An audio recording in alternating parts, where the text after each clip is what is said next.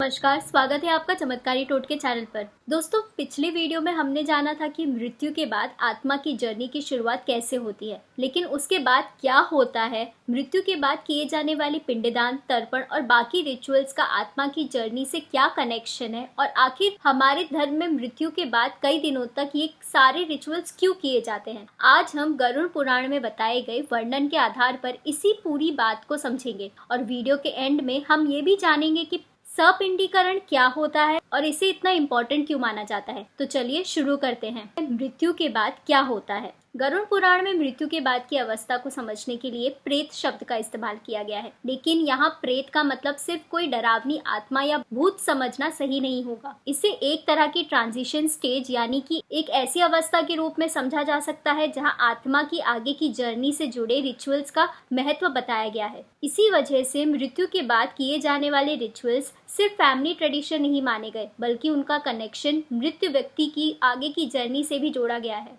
अब सबसे इम्पोर्टेंट सवाल है कि पिंडदान आखिर किया क्यों जाता है। गरुड़ पुराण में पिंड और श्राद्ध से जुड़े रिचुअल्स का डिटेल में वर्णन मिलता है, लेकिन पिंड को सिर्फ चावल का एक गोला समझना पूरी बात नहीं है। ट्रेडिशनल हिंदू बिलीफ में ये मृत व्यक्ति के लिए श्रद्धा, याद और फैमिली ड्यूटी का सिंबल माना जाता है, यानी परिवार की तरफ से मृत व्यक्ति के लिए अपनी जिम्मेदारी और सम्मान को पूरा करने का एक तरीका। इसी वजह से मृत्यु के बाद होने वाले रिचुअल्स में पिंडदान और जल अर्पण को बहुत इम्पोर्टेंट माना गया है। अब एक ऐसा सवाल जो बहुत लोगों के मन में आता है, क्या मृत्यु के बाद आत्मा को भी भूख और प्यास लगती है। यहाँ एक बात समझना बहुत जरूरी है। गरुड़ पुराण में प्रेत अवस्था और उस अवस्था से जुड़े पिंड और जल के रिचुअल का वर्णन मिलता है, लेकिन इसे हमें बिल्कुल उस तरह से नहीं समझना चाहिए जैसे हमारे शरीर को भूख या प्यास लगती है। यहाँ बात रिलीजियस बिलीफ और रिचुअल्स की है। इसी वजह से मृत्यु के बाद परिवार की तरफ से जल अर्पित करने और पिंड देने की परंपरा आज भी कई हिंदू परिवारों में देखने को मिलती है।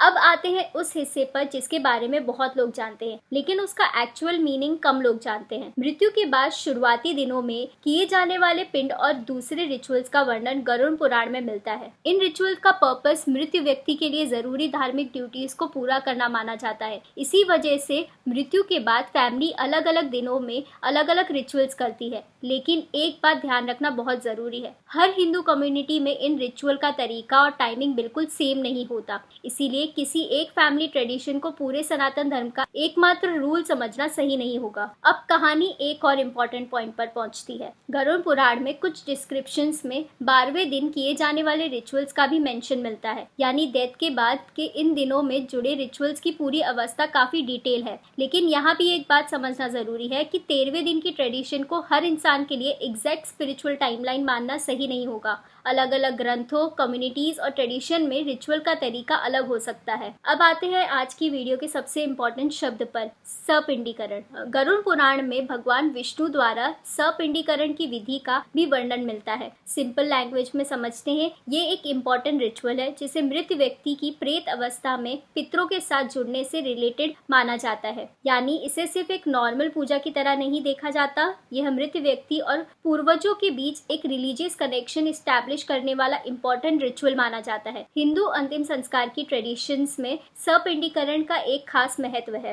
अब सबसे बड़ा सवाल, क्या 13वें दिन आत्मा की पूरी जर्नी खत्म हो जाती है। इसका आंसर इतना सिंपल नहीं है। गरुड़ पुराण में डेथ के बाद की जर्नी का डिस्क्रिप्शन सिर्फ शुरुआती दिनों तक लिमिटेड नहीं है, आगे भी कर्म, श्राद्ध, पितृ और आत्मा की आगे की गति से जुड़े कई टॉपिक्स का वर्णन मिलता है। इसीलिए ये कहना कि 13वें दिन सब कुछ खत्म हो जाता है शायद इस पूरे विषय को बहुत ज्यादा सिंपल बना देना होगा, बल्कि शुरुआती रिचुअल्स को आत्मा की जर्नी का एक इम्पोर्टेंट फेज की तरह समझना ज्यादा सही होगा। लेकिन दोस्तों, गरुड़ पुराण की इस पूरी कहानी का सबसे इम्पोर्टेंट हिस्सा शायद मृत्यु नहीं है, सबसे इम्पोर्टेंट है हम अपनी जिंदगी में क्या कर रहे हैं। मृत्यु के बाद कर्मों की बात इसीलिए की जाती है ताकि इंसान अपनी करंट लाइफ में धर्म, सच्चाई, दया और अच्छे कर्मों की इम्पोर्टेंस समझ सके। यानी गरुड़ पुराण में सिर्फ ये नहीं बताया गया कि डेथ के बाद क्या हो सकता है, यह हमें ये सोचने पर भी मजबूर करता है कि जब तक हमें ये जिंदगी मिली है तब तक हमें इसे किस तरह से जीना है। तो दोस्तों, ये था गरुड़ पुराण के अनुसार मृत्यु के बाद के शुरुआती दिनों